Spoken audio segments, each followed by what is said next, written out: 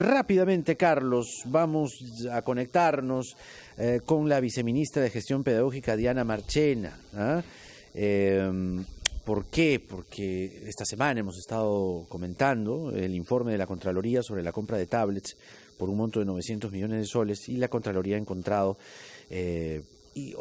observaciones, digamos, ¿no?, que podrían eventualmente convertirse en irregularidades o no. Esto va a depender un poco del avance de esta investigación. Diana, ¿cómo le va? Muy buenos días.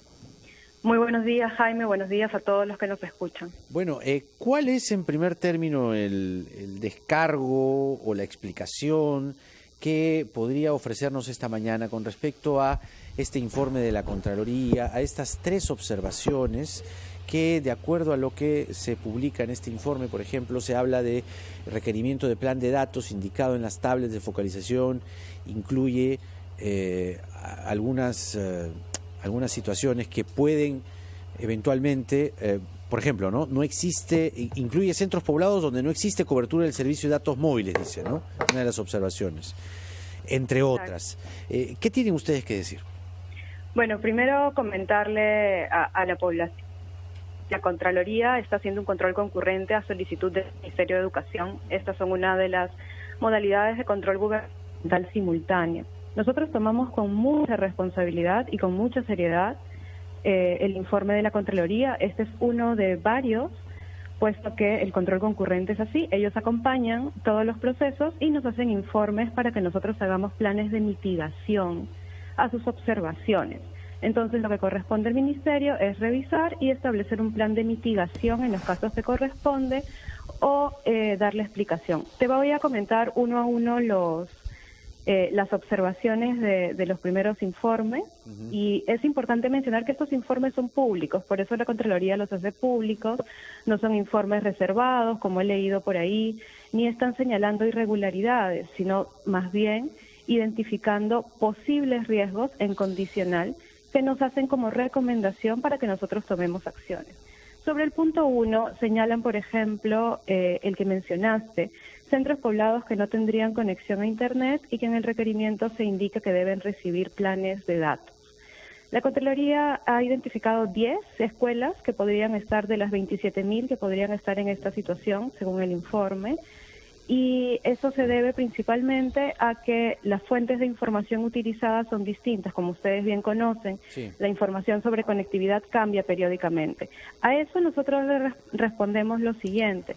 En el momento de la ejecución contractual se usa la información más actualizada a esa fecha y sobre eso lo que se hace en el momento del pago es se paga lo que efectivamente corresponde a la información actual. ¿Por qué se puede hacer eso? Porque las cotizaciones se piden desglosadas por rubro, por lo tanto existe un costo unitario que se calcula con la información más actual al momento, ¿no? Entonces nuestro plan de mitigación es utilizar la información más actual disponible a la fecha del DS, que es el DS que nos habilita para la focalización, había una información disponible. Con posterioridad sale otra. Seguramente en el momento de la ejecución contractual habrá una información más actualizada. Diana, disculpe, estas observaciones de la Contraloría no ponen, diríamos, en tela de juicio la validez o la continuidad del proceso. Perdón. Como la misma Contraloría le informa en su nota de prensa y en su informe, no invalidan el proceso ni detienen su continuidad, sino que más bien son recomendaciones para que se tomen acciones y se incluyan en un plan, ¿no? Y se diga, ok, entonces, si esto puede pasar, yo lo soluciono con esta acción. Por ejemplo, otra acción que señalan es sobre los requerimientos del postor. Entonces, claro, la normativa de OCE, del Organismo Supervisor de Contrataciones del Estado, para las contrataciones directas, no señala unas bases estandarizadas donde sea un requisito obligatorio colocar estos aspectos.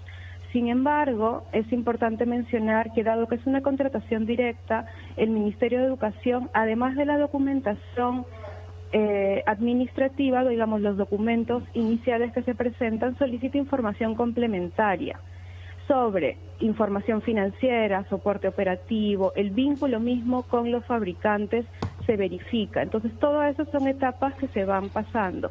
Una tercera observación de Contraloría requiere sobre la certificación de la OCE al jefe encargado de la unidad de logística, digamos el similar de logística en la Dirección de Materiales, en DIGERE, que es el órgano de contrataciones.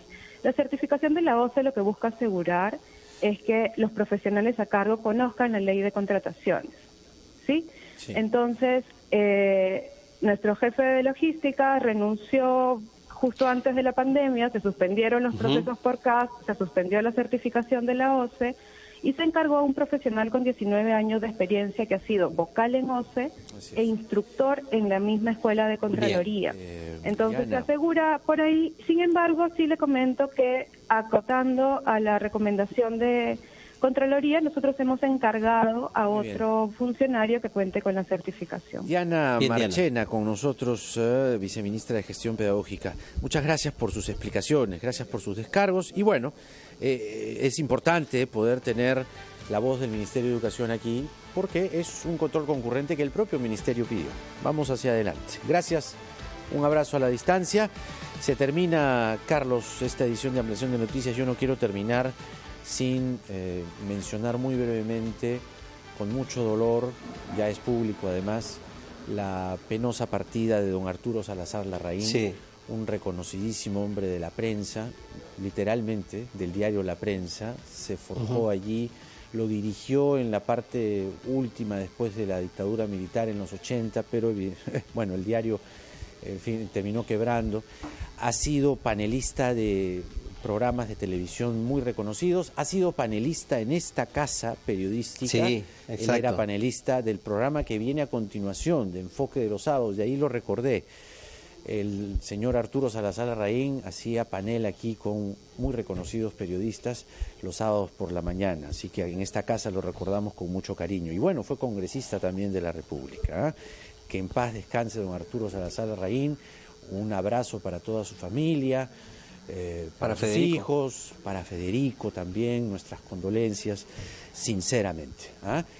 Y la del estribo nada más, ya nos vamos porque viene Enfoque de los Sábados, nos escriben diciendo, oye, ¿el lunes que es feriado hay movilización como el domingo? No, el lunes es normal, como los lunes. Carlos, los tenemos que ir. Sí. Hasta el próximo sábado, Jaime. Un gusto. Un gusto. Y quédense porque viene Enfoque de los Sábados con Fernando Carballo. Hoy estará el presidente del Consejo de Ministros, Vicente Ceballos. Cuídense mucho, por favor.